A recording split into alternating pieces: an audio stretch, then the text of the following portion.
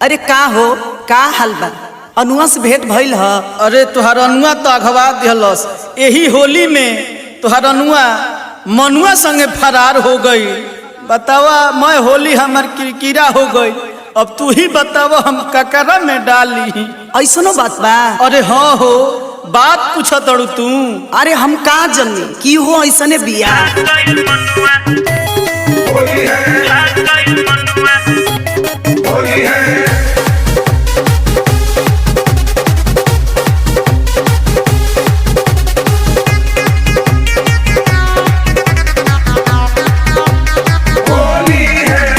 कैसन सहेली से सेटिंग करवलू, मुहावा से निकलत गाड़ी बा।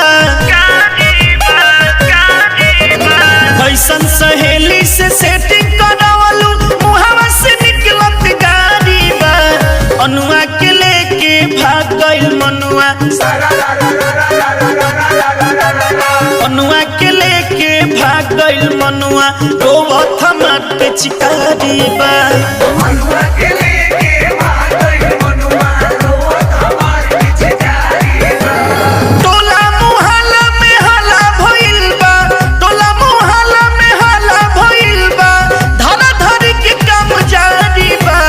अनुआ के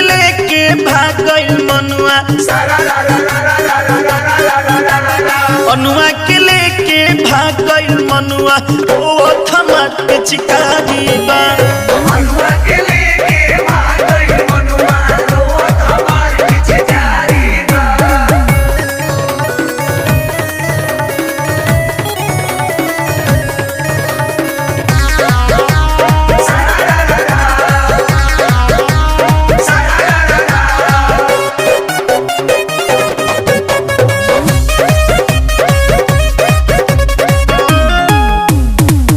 कहलू कि सखी हमार बाड़ी एगो खासु हो, उनु के में डली हयरऊ हो खजनी निरासु हो।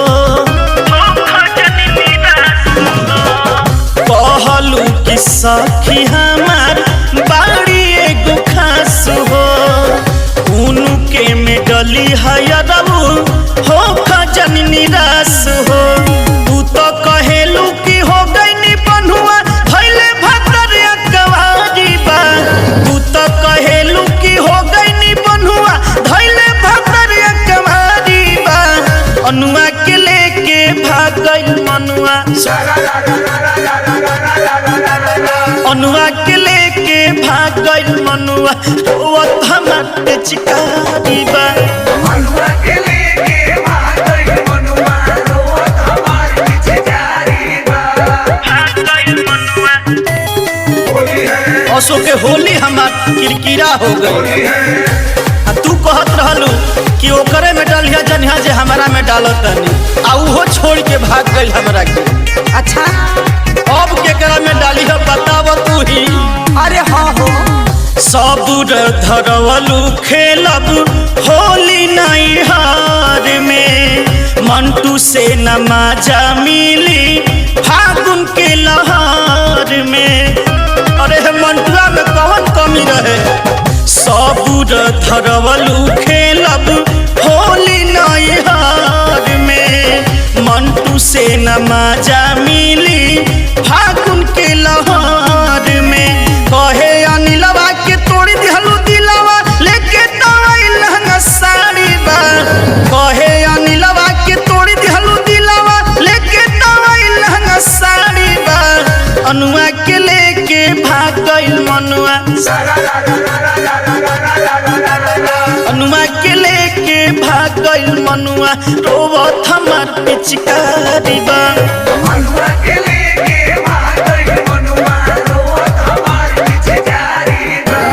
टोला मुहल्ला में हल्ला भइल बा, टोला मुहल्ला में हल्ला भइल बा। धरा धरी के काम जारी बा। अनुआ के लेके भाग गइल मनुआ,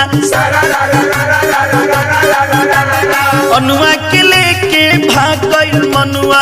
ओ थमा के चिकारी बा। अनुआ के लेके भाग गइल मनुआ, ओ थमा के चिकारी बा। तू ही बताओ केकरा में डाली। अरे त ना मनब तो ससुर में आ